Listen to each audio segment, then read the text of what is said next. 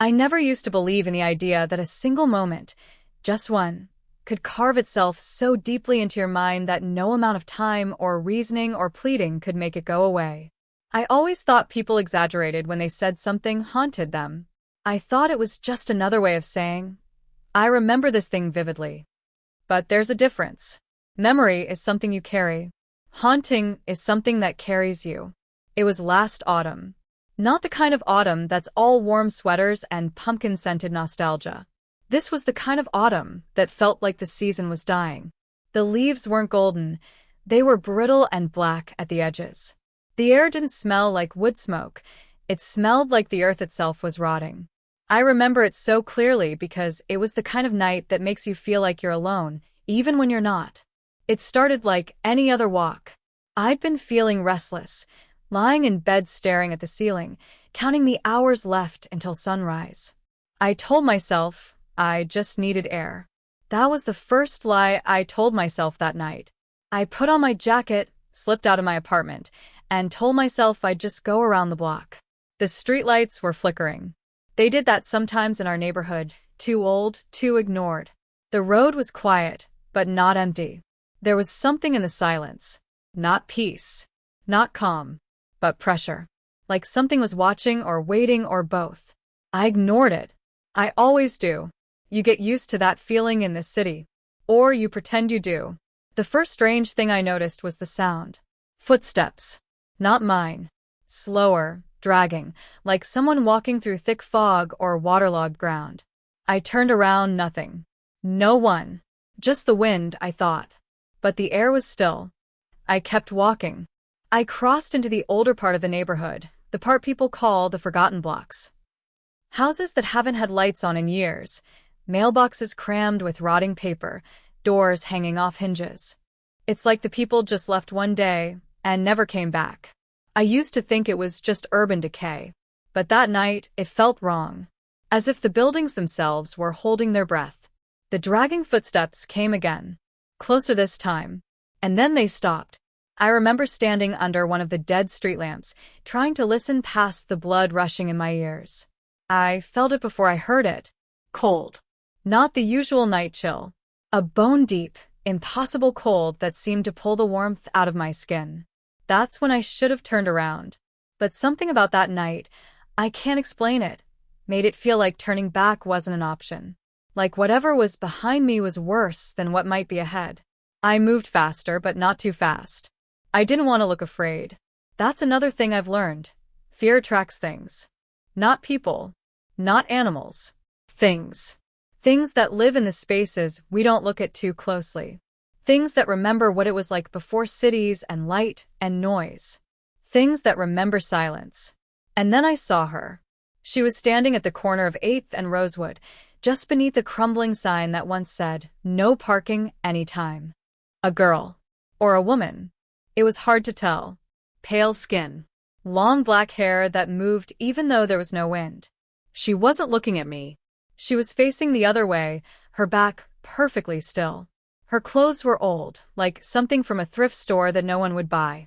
A pale dress, almost gray in the moonlight. She was barefoot. I slowed down. Something told me not to speak, not to acknowledge her. But I couldn't just pass her by. I stopped about 10 feet away and said, "Are you okay?" My voice sounded too loud, like it didn't belong in that night. She didn't move. Not even a flinch. I should have kept walking. I should have run. Instead, I took one step closer. That's when she turned. Her face.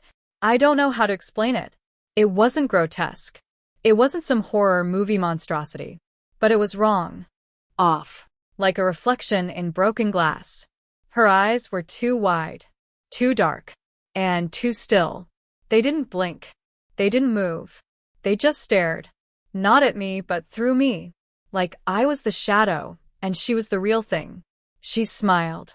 Slowly. Like her muscles had forgotten how. And then she spoke. She said my name.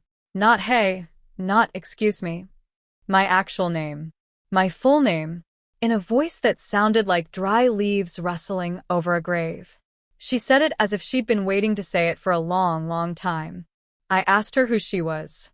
She just smiled wider.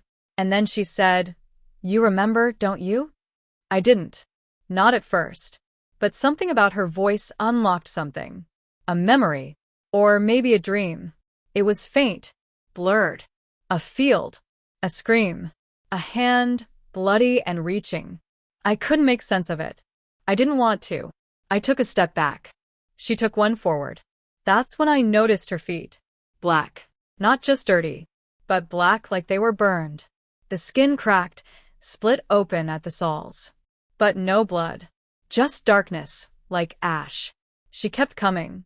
I tried to back away, but my legs felt heavy, like the ground was holding them. Her eyes never left mine. And then she said something I'll never forget. "You left me there. Don't you remember? You left me to die."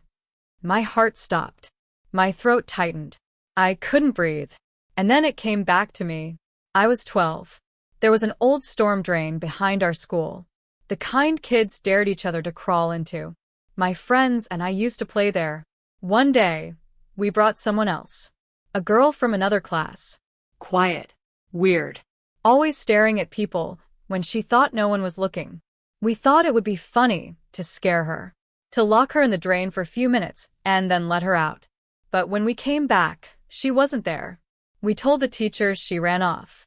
We swore we didn't know where she'd gone. Her parents put up flyers. Police searched the woods.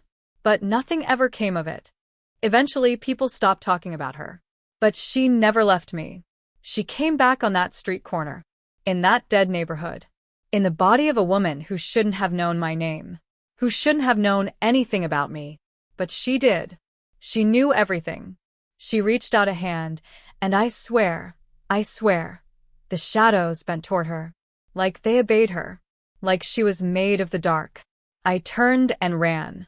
The street warped around me. I don't know how else to describe it. Like I wasn't running through space, but through memory. The buildings shifted. The road curved in ways that didn't make sense. I passed the same mailbox 3 times. The same broken sign. I was trapped in a loop, and the only thing that changed was her, closer each time. Closer than she should have been. No footsteps. No sound. Just presence. I screamed. No one came. I don't know how long I ran, or how I got out, but eventually, I found myself on my doorstep, hands shaking, lungs on fire. I turned to look behind me, and she was gone. But something stayed. Since that night, I've seen her. Reflections that don't match my movements. Shadows that linger too long. Whispers in the static of my radio. Once, I woke up with dirt on my feet and a stone clutched in my hand, an old stone, wet and mossy, like the ones from behind our school. I started researching, trying to find out if anyone else remembered her, if she had a name, if anyone still cared. I found a mention in an archived news clipping. Just one. Local girl presumed missing. No leads. No name. Just gone. I remember her name now. Emily. She had braids. She liked to hum to herself. She was afraid of the dark. And we left her there. No one believed me when I tried to talk about it. They said I was dreaming, that it was just guilt. But guilt doesn't breathe down your neck at 3 a.m. Guilt doesn't show up in photos you didn't take. Guilt doesn't whisper your name when the lights go out. Some nights I walk again. Not because I want to, but because something pulls me. Some part of me is still trying to find her. Or maybe some part of her is still trying to find me. They say ghosts are spirits trapped by unfinished business. But what if we're the ones trapped? What if we're the ones being followed? Marked? I don't think she wants revenge. I think she wants to be remembered. And I think I'm the only one who can do that. But every time I try to speak her name out loud, my throat closes. Every time I try to write down what happened, the pen breaks. The screen glitches. The lights flicker. Like she's watching.